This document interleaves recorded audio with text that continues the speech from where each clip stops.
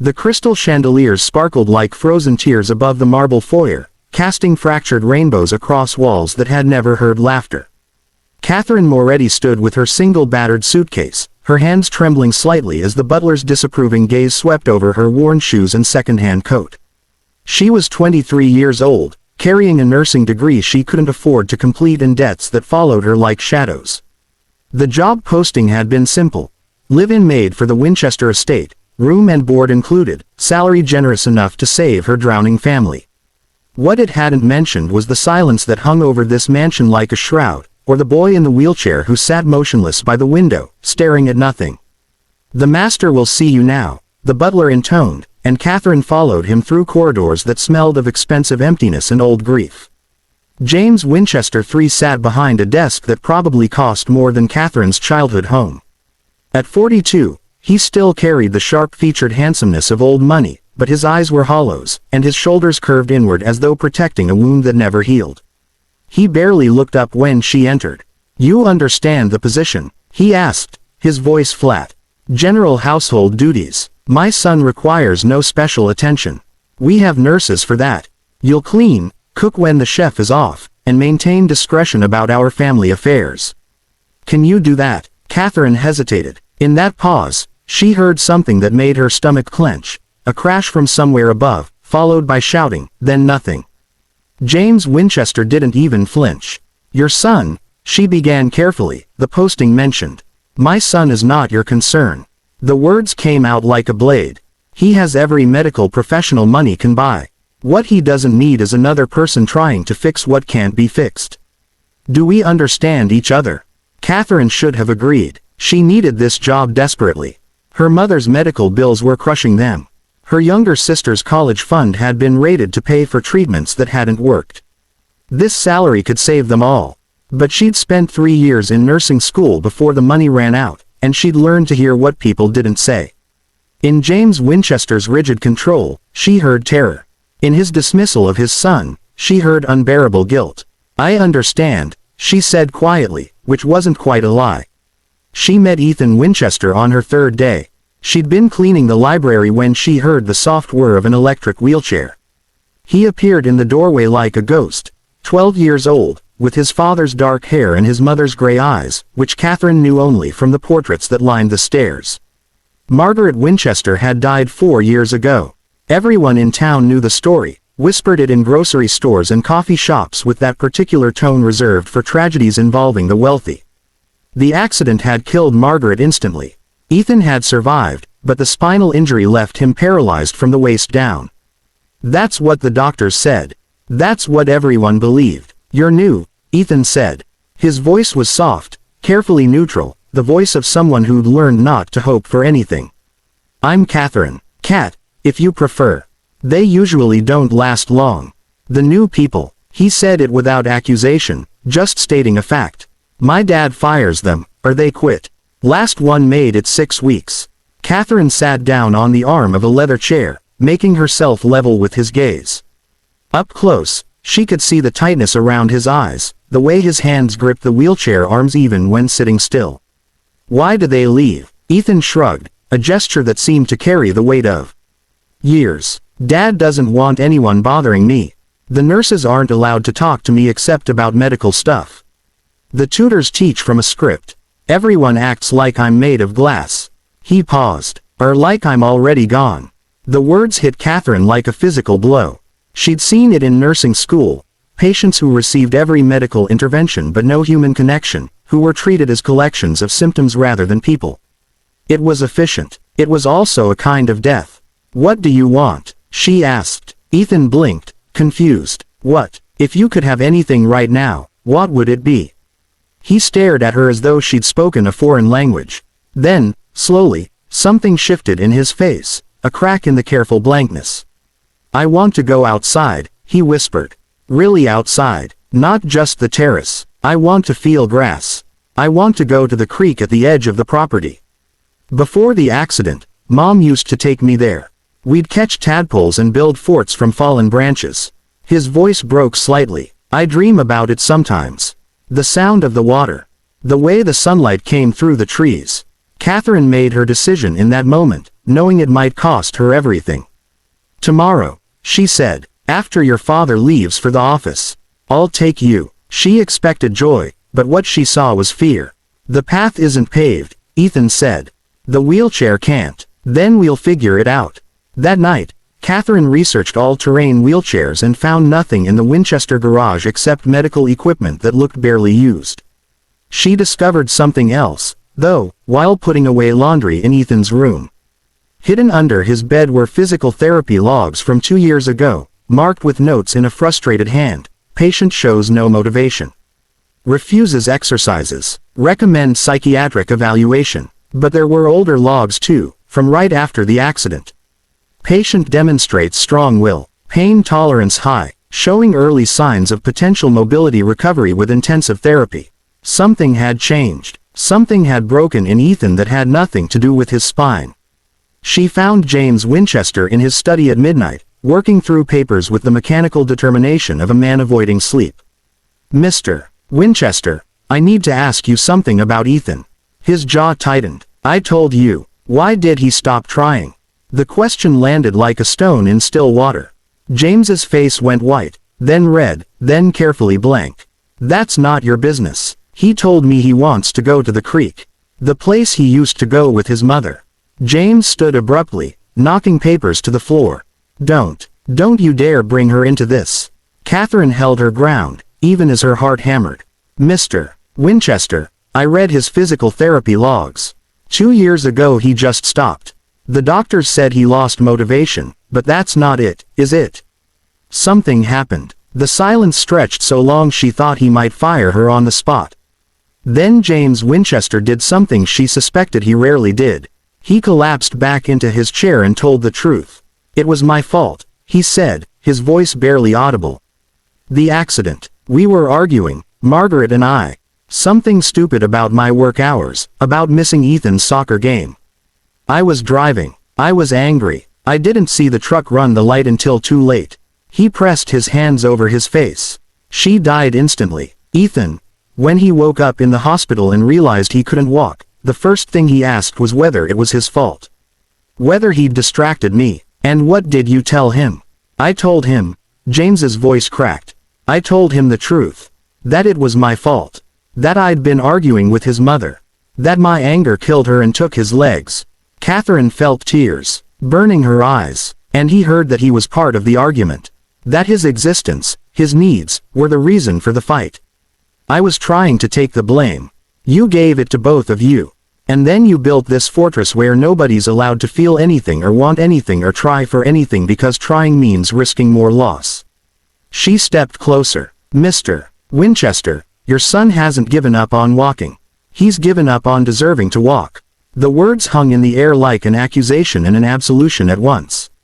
"I don't know how to fix this," James whispered. "Neither do I," Catherine admitted. "But tomorrow, I'm taking him to the creek. And you should come with us." The next morning, Catherine found Ethan already awake, staring out his window at the grounds he hadn't crossed in 4 years. "Did you ask my dad?"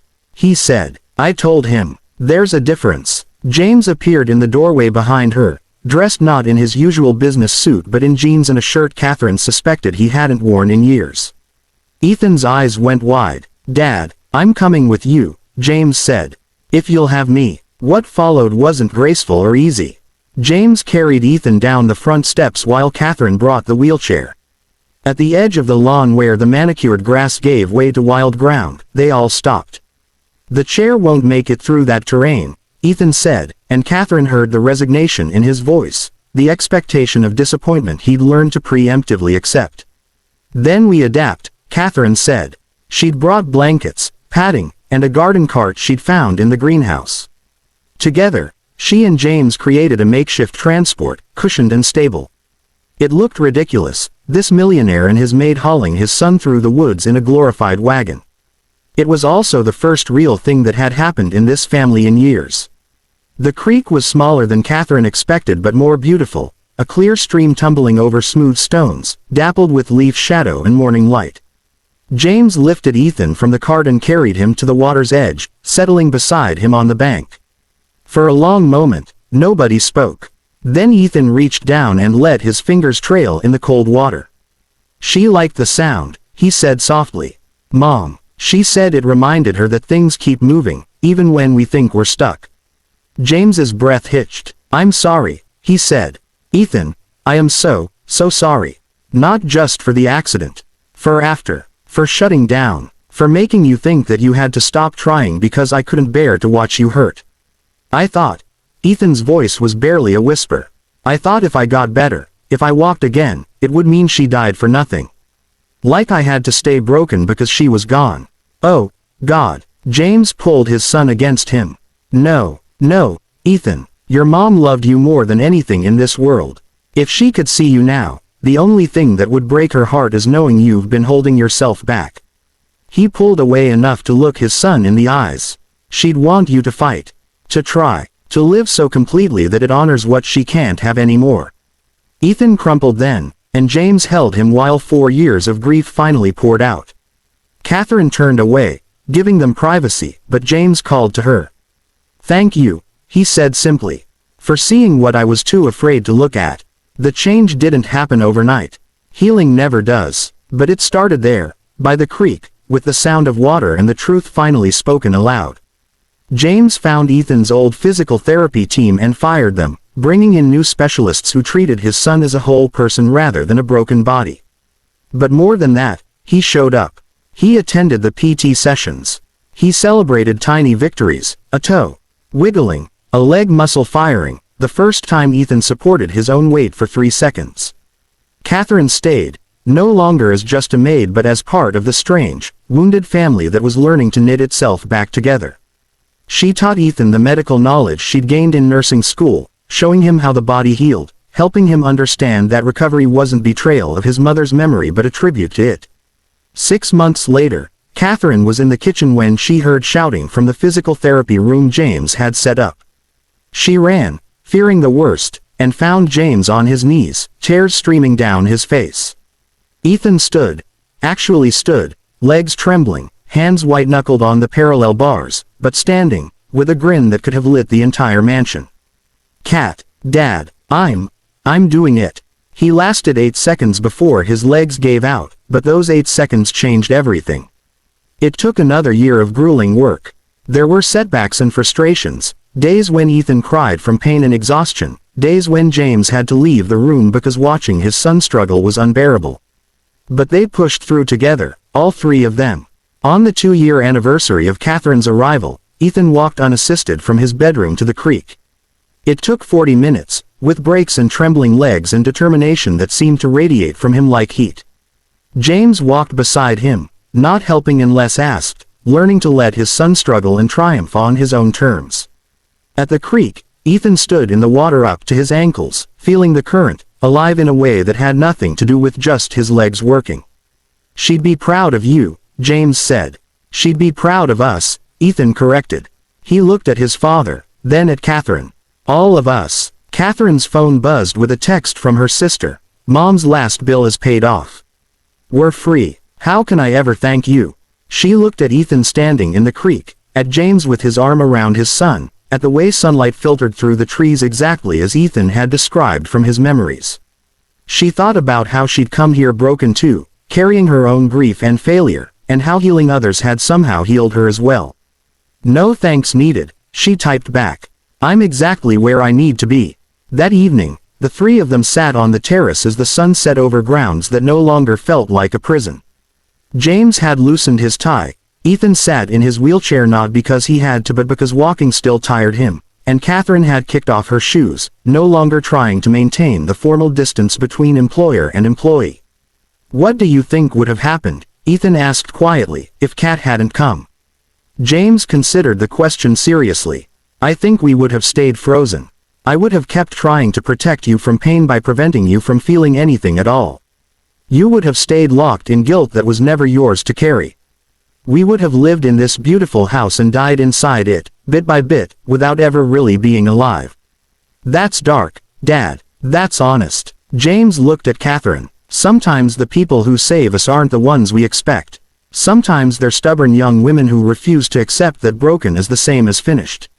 Catherine felt her face flush. I just asked what he wanted. Everyone else was so busy deciding what he needed. That's not a just, James said. That's everything. 3 years later, Catherine stood in the same foyer where she'd arrived with one battered suitcase. Now she had a completed nursing degree, paid for by James's scholarship in Margaret Winchester's name. Ethan stood beside her without assistance, preparing for his first day at the local high school, nervous and excited in equal measure. James had restructured his entire company to spend more time at home, and the mansion that once echoed with silence now rang with music and laughter and the messy sounds of life being lived. You don't have to go, Ethan said, though they'd had this conversation a dozen times. You're family now. I know, Catherine said. But there are other families out there, frozen in their own grief.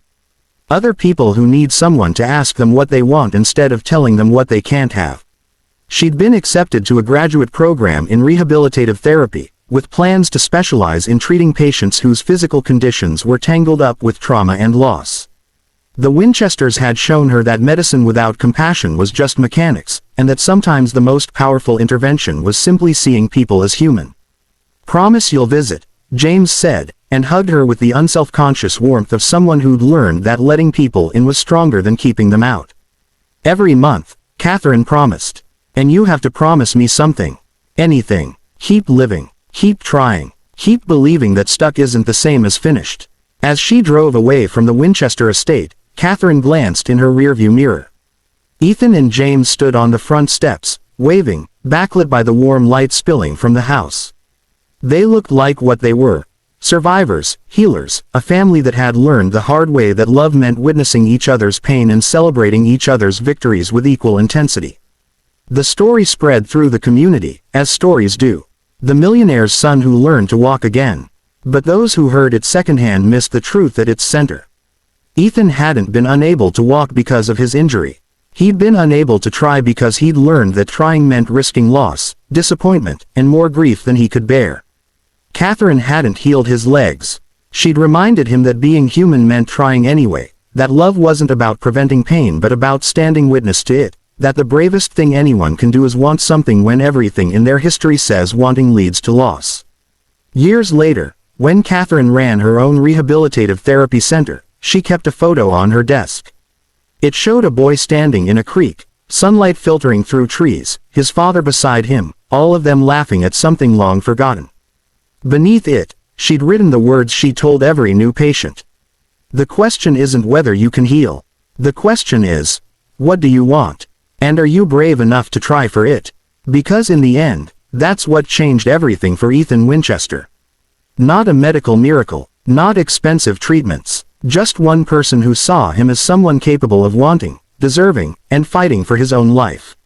And sometimes, that's the only miracle anyone needs.